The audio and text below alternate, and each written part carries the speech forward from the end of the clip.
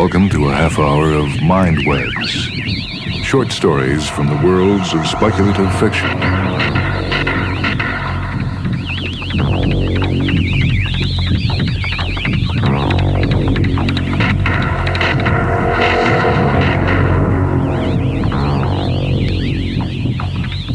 This is Michael Hanson with a MINDWEB story, this time from The Ninth Galaxy Reader, edited by Frederick Pohl. This is a story by John Brunner titled, Wasted on the Young. The doorbell sounded. Hal Page had been attending to two final tasks.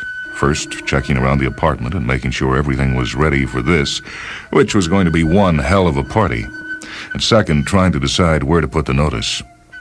He would have liked to destroy it, but when he came to the mouth of the disposal and opened it, letting the faintest whiff of the stink from the faraway incinerators mingle with the heady perfumes loading the air in the room, well, he found he had changed his mind. He needed the solid feel of it in his hand, the crinkly rustle of it in his ears to drive him to the completion of his ultimate purpose. At a party like this, no hiding place was likely to remain secret, especially in view of his reckless reputation.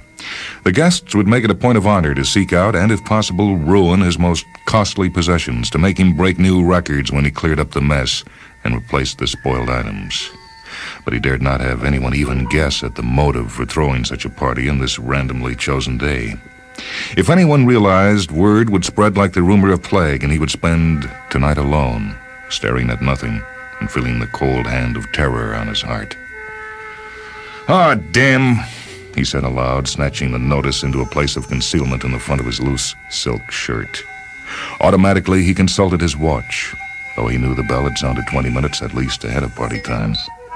It was the most expensive watch in the world. It had cost him 4 full years and sat on the back of his left index finger, measuring the decay rate of a tiny grain of radium. The bell sounded a second time. He reached his decision. What the hell point was there in keeping the notice? Every word of it was ingrained in his mind and could be summed into the single terrible warning: tomorrow.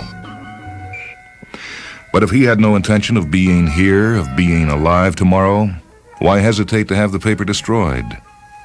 He thrust the document into the disposal as he had originally intended. The gesture brought him a sense of calm, of boats being burnt. He went smoothly and coolly to open the door. "Well, you're early, but come in anyway. No reason to delay the..." He got that far before he realized that the man facing him, a little older than himself, say 35, slim, saturnine, bright-eyed, was wearing the black of an adult. And then with a twisting grimace of disgust, he made to close the door, wishing it were possible to slam it with a crash. "Wait," the man in black said softly. "Wait. Remember me, Hal?" Page hesitated. He made a valiant effort to see the face above the drab black garb as that of an individual instead of merely as the mask of an adult, and relays of memory closed. He said, "Yeah, why, at a party of, what was the girl's name?" "Karen Sotini, but that doesn't matter. Mine does. I'm Thomas Dobson. Are you going to make me stand here, Hal, where anyone passing down the corridor might see me? Are you going to have them start to wonder why an adult comes calling on Hal Page, the professional youth? You see, I know about the notice you've had and the reason for this spectacular party tonight." You're not going to be here. I said open house, but hell's name, I didn't mean..." "No, of course not. Your guests won't be less than half an hour late, Hal. You know that as well as I do. Even for a glimpse of the legendary Hal Page who gambled and got away with it, who's dragging so many others after him by his example." "So you've come for a sight of me, huh? Well, to see what you missed? All right, come on in. Have what you want at my expense." He waved Dobson past him with a grandiose gesture, indicating the array of delicacies with which the room was stocked. Antiques and objets d'art had been thrust aside hastily to make room for them. "Champagne, genuine champagne from France. You want some caviar, lark's tongues? Take your pick, Dobson. It's all charged to me." "Well, thank you." Dobson selected a sliver of hard toast with which to dip into a bowl of red caviar. "You know," he said musingly when he had swallowed the first mouthful. You know, it's a shame you're not equipped to value this for what it is, Hal. That you should see it only as a gigantic prop for your ego. You're not equipped to enjoy anything. God, even the first time I met you, what was it, 5 years ago? You weren't equipped to get fun out of life. You sat there like a brooding ghost and poured out second-hand philosophical claptrap that nobody wanted to listen to. You listened. Dobson dipped a second portion of the caviar in the toast, crunched noisily between his teeth. Yeah, I listened only because I didn't believe you could be real. There you sat. There was this girl alongside you, the one with pretty red hair and a mouth that... Well, skip that, but I got her afterwards. I know. She told me. Dobson swallowed the last of his toast and dropped into a soft chair. A fugitive smile crossed his face. You mean she looked at you twice? We got married. A course of action which probably wouldn't interest you very much. Yeah, damn right. She had a hell of a body, but her mind was all cluttered with the same kind of nonsense that you were spouting that evening. And yet, you know, I guess I should be grateful to you in a way. Up to that time, I'd run with a herd. I'd taken it for granted, you know, all the pious nothings which I had spooned into my ears in school. I looked at you and I thought, hell, if they're going to take me and grind me into the same mold as you, I'm going to get my kicks first. Why, yeah, it was right on the following day that I went out and got myself something which cost a whole year for the first time. I felt great, and I went right on from there. Tell me something. Didn't you feel anything when you ran your debt up over a century? Sure. I felt I was getting out from under. Nothing else? I know what you mean. You're trying to say, wasn't I scared that they'd come along and cut the ground from under my feet? Hell no. You take yourselves too seriously, Dobson, you adults. A minimum of 30 years free, that's what they tell you, granted. I had a bad moment the day I woke up and found I was a week past 30. I'd sort of lost count during the weekend party, but it kept on, and it kept on. And here I am, 32 years, 1 month, and 4 days. Stop, said Dobson quietly and reached for another dip of red caviar. So what's going to be done about it? My debt's up to 300 years now, and there isn't a damn thing you can do. It's spent, or it will be by dawn tomorrow. And what do you have to show for it? I have to show what anyone will tell you. I have proof of more guts than you. I have proof I wasn't scared of the consequences. I didn't turn around and make myself into an adult ahead of due date so that when they called for me, I'd go fawning and saying, "Look here, I'm already acting like one of you. Please be kind to me." A sudden thought broke his train of words like a derailment. He shot out an accusing finger. Hey, Dobson, how do you know about The question trailed off into silence, colored with more than a little alarm. Dobson said, "No, I haven't come to get you, if that's what you're thinking. I am, in fact, required to call on you and make sure you understand the responsibilities which go with all of the privileges you've enjoyed." Sure, I understand them fine. Now, look, suppose you get on your way and leave me to have my last fling. Sorry. I have to do the job, Hal. And if I don't get to complete it before your guests arrive, I just have to try and do it later. So the choice is fairly simple. Sit and listen now, or sit and listen later. Because there won't be anyone else here to keep you company. The word will have got around. You know how superstitious everyone in your group is about someone who's been given notice, as though they had suddenly carried the taint of a deadly disease. He'd been comparing it mentally to plague earlier. That jibe got through Page's annoyance. He dropped into a chair, facing Dobson, and sighed. I'd rather take you and push your smug face down to the disposal, but, all right, spit it out and make it short. Dobson folded his hands calmly on his lap. He said, I doubt if you've caught up on the classics of literature during this expensive whirlwind of a life, but maybe if you'd done so, you'd have developed a greater insight into your situation, particularly if you've read a couple of works by the dramatist Shaw, early in mid-20th century. Mean anything to you? Come on, come to the point. Look, I've had my notice, you know that, and I don't want to be bored tonight of all nights. Yes. Yes, you have rather a marked capacity for boredom, don't you? Seems somehow unfair. Well, to be precise, what I had in mind was a beautiful capsule summary of the contemporary economic setup, which is probably apocryphal, but who can be sure? Reputedly, Shaw said in his old age that youth was wonderful. What a pity it had to be wasted on the young. For in his view, as expounded at some length and back to Methuselah, only the wisdom which age entrains can fit an individual to make optimum use of the energies of youth. Dobson's eyes went once around the room, seeming to take in, sum up, and dismiss everything for which Page had staked 3 centuries of existence. Page shivered and ordered him violently to hurry up with his little chat. All right, Hal. Well, even enclosed as you are in your psychologically incestuous circle of good-time chums, it must have been borne in on you that there has been progress since the old days, that we have colonized 2 other planets in this system, that we're reaching out to explore the planets of other stars. I caught something about it on 3V. Yes.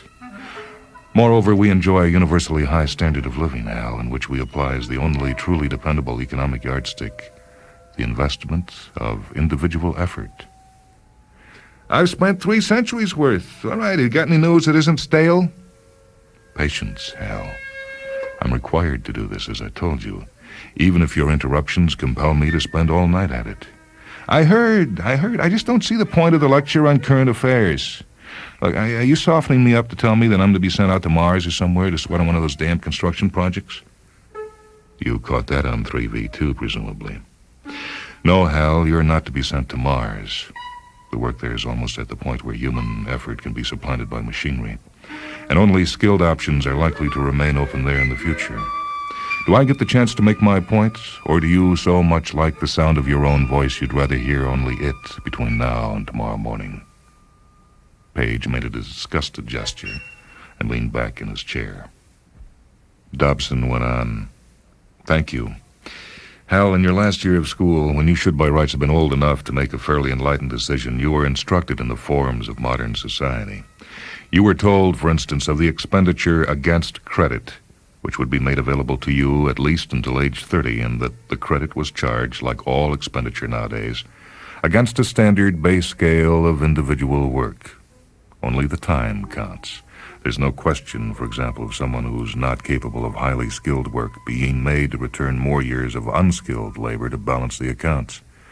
We're pretty rich as a race, we human beings. We don't have to be petty in such things. You were told the reasoning behind the system, Al. You were told, and like most adolescents, you certainly didn't believe, that an endless round of pleasure and self-indulgence ultimately would grow boring, and that by the time you got your notice, to repay to society the credit you had drawn, you'd wish to make some more constructive use of your life. You were told also that there was nothing fixed or inevitable about this repayment. There's a certain inalienable minimum available to everyone, so that by living frugally a person may continue to be his own absolute master as long as he wishes. This course is usually chosen by those with a strong, rebellious, and creative bent who would rather sit on the edge of a desert and paint sunsets than take up an adult's post in the world. I don't wish to criticize such people, by the way. Hal, in my view, that marks them out as among the most mature and self-reliant specimens of the race. Unused to sitting and listening, Page had begun to fidget. Now he burst out again, angrily this time. Yeah, I was certainly told all this, but I wasn't convinced, and I still am not convinced. I'm getting a hell of a lot of kicks out of life, Dobson. And the idea of being arbitrarily grabbed by the neck and... Not arbitrarily. You were told. You didn't listen. Told what? That, how did you put it, that an endless round of self-indulgence would end up by boring me? Hell, the only times I've been really bored have been like now, when some stuffy-brained adult started preaching at me. He jumped up and went to fetch himself a shot of brandy. And the fact remains, I'm not fooled as easily as most people. You know, they go around almost in awe of me, like I'd done something special. All I did was see through this guff about my debt to society and what it consists of. I told you frankly I had some bad moments when I realized I'd hit age 30 with a debt already topping 2 centuries. Then I caught on. If you jumped on me right then and there, the first possible moment, the very day I got past the promised limit, you'd mark yourselves for scared. People would have said, it's a fraud. They jumped on Hal Page because he took what he wanted from life and didn't give a damn about the time he used up. Hell, if we're all going the same way, let's take what we can while we can. Isn't that the size of it? You're visualizing the whole of your generation spending their credit by the century, the same as you. Hal, do you seriously think that would matter? I said we're a rich race. You have no conception of how rich we are. If every single one of you were guests that you've ever had to all of your wild parties, if every guest at every party you've ever been to, if every one of your entire generation decided to spend as freely and lavishly as you, all it would take to absorb this would be to reprice their expenditure down to the productive effort we can reasonably accommodate during their later lives. We're embarrassingly rich, Hal. These days we seldom even have to send a notice to people. With the 30th birthday come and gone, people tend to get restless. They lose interest in their round of pleasure. They turn up one day and ask to be assigned for some real work. I did that myself. But I'm not like you. The point I'm making still stands. Our difficulty is in utilizing the resources which make themselves available to us. 9 people out of 10 who reach the age of 30 nowadays have already lost heart for mere passing amusements. They've taken a course of study, or set themselves a small research project, or made plans for a family. Done something adult, in short. And we have to cope with this tremendous flow of creative energy, channel it, make the most of it. That's why we're going out to the stars. It'll be a hell of a long time before we actually reduce starflight to a routine operation like a trip to the moon, but we're going to need that escape route simply for the sake of not wasting the potential modern human society boils off like surplus heat from an engine. You finished? Hal drained his glass of brandy and poured another. Not quite. We can't let things slide, and this is what I'm trying to put across to you. We can't raise the age of full credit to 35, for example, simply to reduce the pressure on us to absorb the would-be adults. I'd have no objection, blurted Hal, thinking of the terrible warning notice he had thrust into the disposal. Your full free credit period terminates tomorrow. But already people are finding it hard to last our 30 years fooling around. Did you not just hear me say so, Hal? I've heard it all. Yeah, I'm sick of it all. There's nothing more you can tell me. How about using the door? And Page tossed down the second brandy as though he hated it.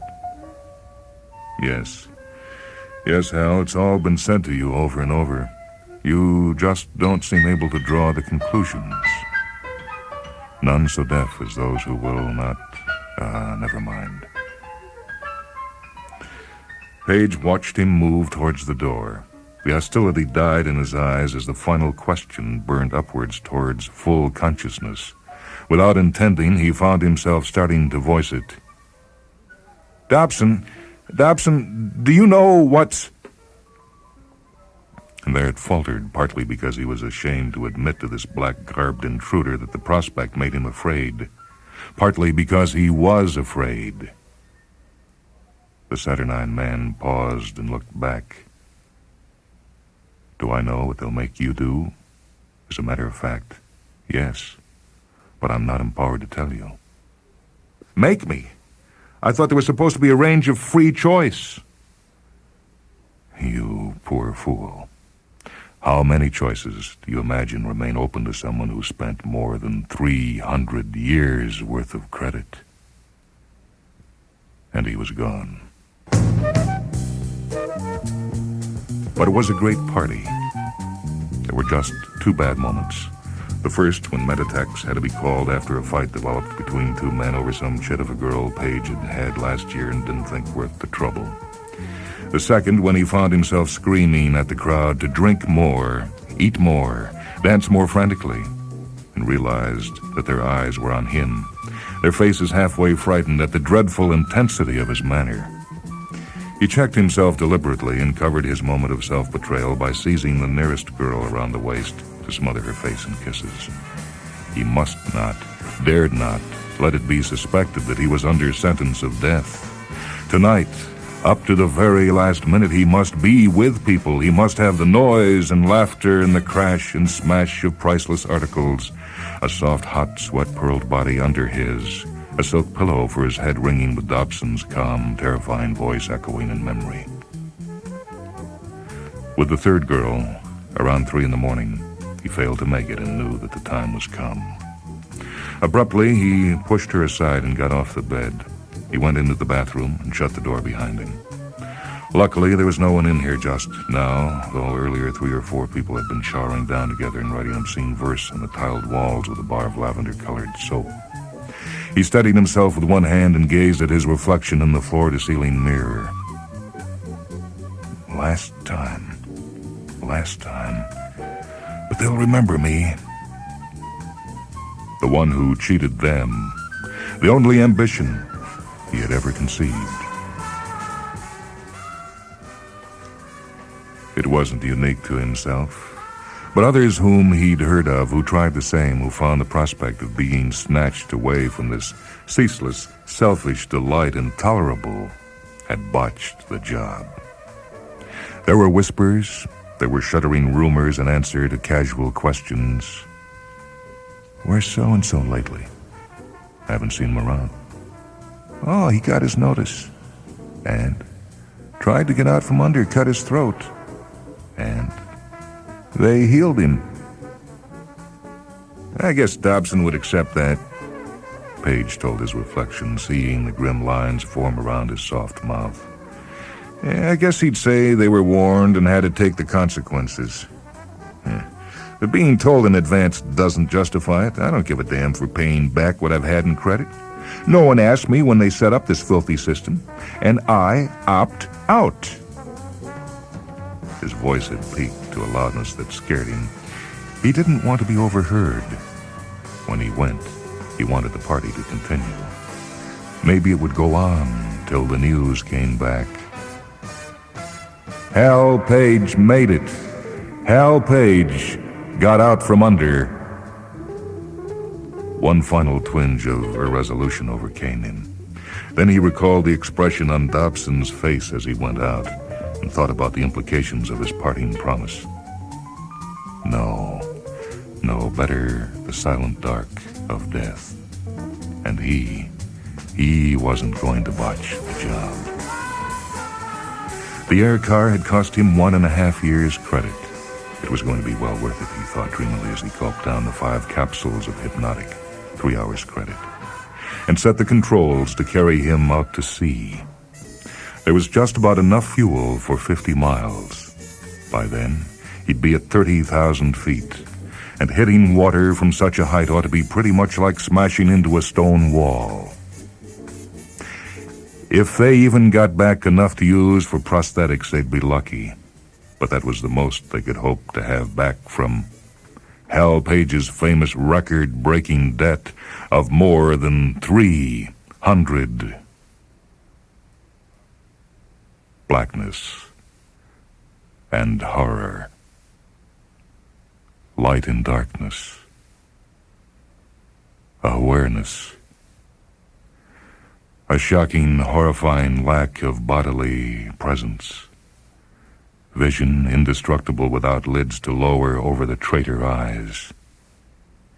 He tried to scream and found he had no voice. He tried to rise and run and found he had no legs. He was in a large, light room, pale-walled, without a window, and facing him on a steel chair was the grim, black form of Dobson, somehow elongated from front to back as though he was deeper than he should be. A voice said, "On now," and a whitish presence moved at the edge of vision, crazily out of proportion, a woman in a sterile coverall. "I think you have the lenses too far apart," Dobson said. He's probably getting exaggerated stereo vision. Something monstrous loomed in Page's field of vision, and the perspectives of the environment shrank to something nearer normal. "I'm sorry for you, Hal," Dobson said softly. "And by the way, don't try to talk. We haven't cut in the vocal circuits yet." The consciousness of Hal Page withdrew, turned into something smaller than a mouse, began to run frantically around and around in the confines of his brain, which he knew and could not face knowing was all that was left to him. "You may go insane," Dobson said. "But I guess in some senses you've always been insane. Incapable of drawing a rational conclusion from what you were told, incapable of empathizing to the point of taking someone else's word. I guess we have to be grateful that people like you still turn up occasionally. It's our greatest strength as a race, that we can build on our own weaknesses. There was almost nothing left of you, Hal, but you should have known from what I told you when I called at your apartment that you were a rarity, too rare to waste. We're compelled to be strictly honest, Hal. There are unpleasant tasks to undertake, and we never hide the fact. You elected yourself for one of them, in full possession of all the information which would have enabled you to back out if you'd cared to. But you didn't. You went right ahead. You spent credits founded on other people's efforts until the free choices open to you as repayment dwindled to a single possibility. So here I am with the task of telling you, after you made the mistake of thinking you could welch on your debt.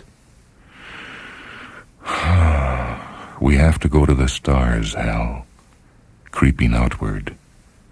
As I told you, it's forced on us, because we have so much energy to absorb, so much frantic creativity, so much skill and impatience. One day, we'll go at the speed of light freely and easily. But before that epoch arrives, there must be scouts, explorers, pathfinders. You, Hal, you are going to Rigel as the commander and the crew of a slow rocket ship. And the round trip, Hal, is going to last just about 300 years.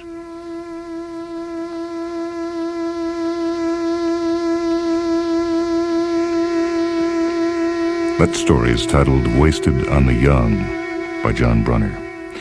It appears in a collection edited by Frederick Pohl titled The Ninth Galaxy Reader. This is Michael Hanson speaking.